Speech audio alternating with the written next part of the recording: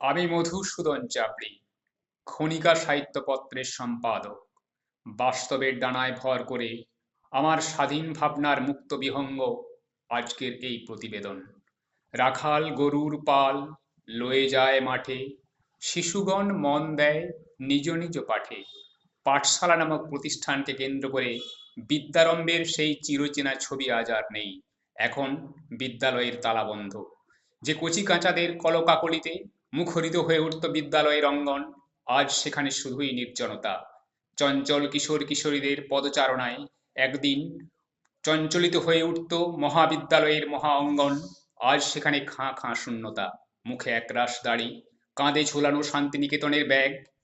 তরুণ গবেষক কিংবা অধ্যাপক, যা ছিল বিশ্ববিদ্যালয়ের একান্ত নিজস্ব সম্পদ, এখন সেখানে কেবলই শূন্যতা।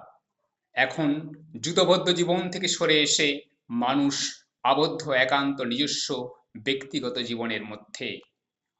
কবির ভাষায় বলতে হয়, সকল লোকের মাঝে বসে আমার নিজেরই মুদ্রা দোষে আমি একা হতেছি আলাদা। ধন্যবাদ।